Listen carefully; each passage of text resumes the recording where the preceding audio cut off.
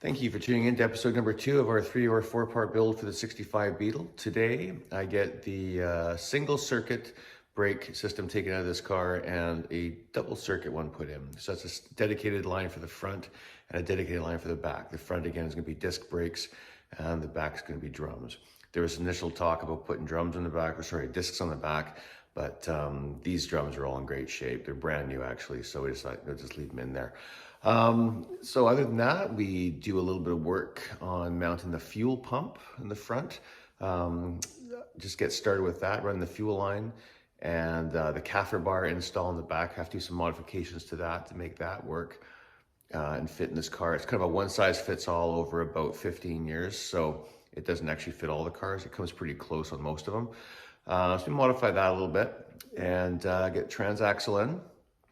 And yeah, we're getting close. So hopefully in one more episode, we'll have the motor in and the front beam in and have everything hooked up, the fuel line operational, and maybe we can get started. And then on episode 4, we'll take it for a drive. That's the plan anyways.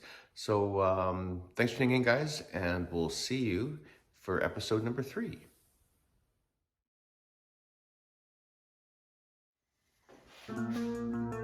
All right, so what we've done here is, for those of you not familiar with them, I picked up some rib nuts, and rib nuts are wonderful. For those of you who don't know much about them, it's kind of like a rivet, but it has a threaded insert.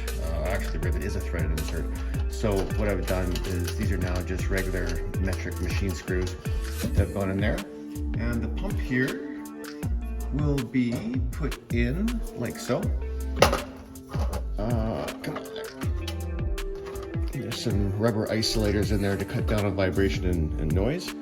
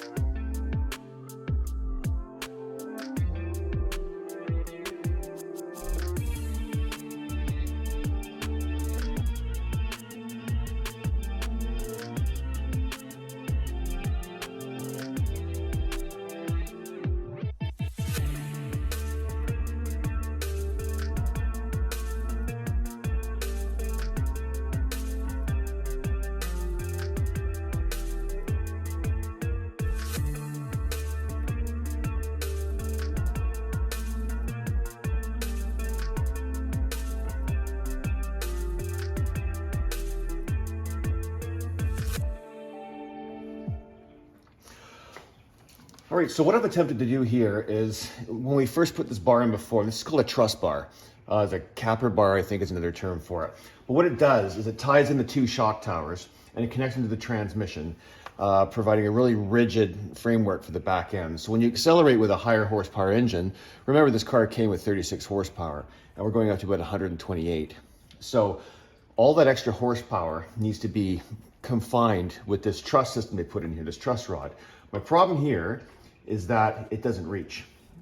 The normal bar that they put in there is over here, sorry, is this bar right here. And it's designed to fit kind of like that. This one doesn't fit either. I'm out of adjustment with the length. So I'm gonna make two new ones out of this material here. I've got more of this. It looks to me to be 125, 130, just flat stock. So I'm gonna make two more that are gonna come out and go a little bit higher. And that way I don't have to worry about modifying these things. And I can still keep the amount of threads I have in there. Because right now these are 1.25 inches. And I've got, you know, the better part of 3/8 showing. And with the nut there, I'm about 3/4 of an inch. There's only 1/2 inch actually inside here, threading the whole bit together. All right, so this is kind of what I've come up with here to replace that smaller piece. So this now is gonna get turned into essentially this. So it's much longer, obviously. I'm gonna have to do a little bit of grinding and custom work. But what it will do is it'll come up like this. This will now join there neatly. And then we'll be able to join the two systems together. So I'll make two of these. We'll see how it goes. I'm not big on metal fabrication. I'm not particularly gifted at it, but this looks well within my wheelhouse being.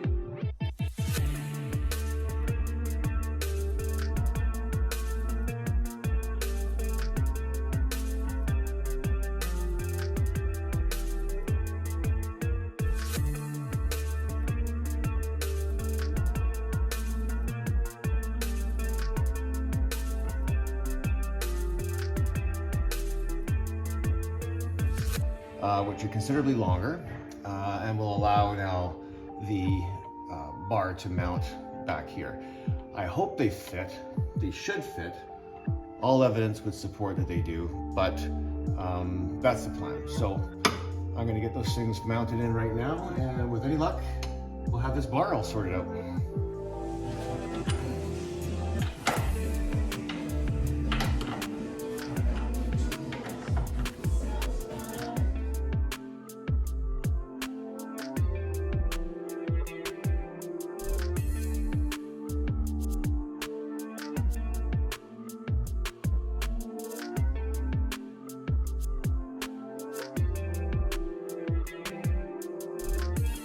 So here, what we've done is the other chassis had a dual circuit master cylinder on it.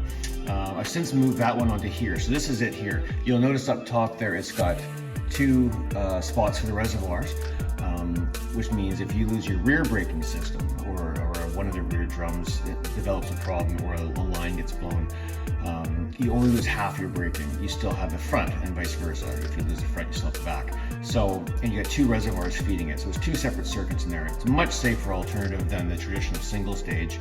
My Mustang is single, it's getting converted over.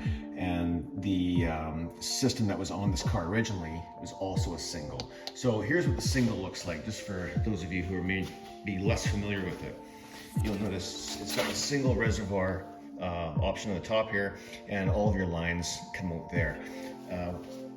It's smaller, of course, but it's also much less effective, especially when you're running drum brakes, which that car has now. This car is going to have discs on the front. but all drum brakes do is just take you faster to the scene of the crash, really.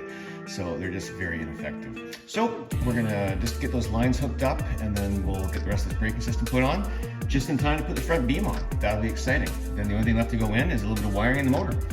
And then hopefully, once the paint dries on everything and we can get some gas in this thing, we can run it out.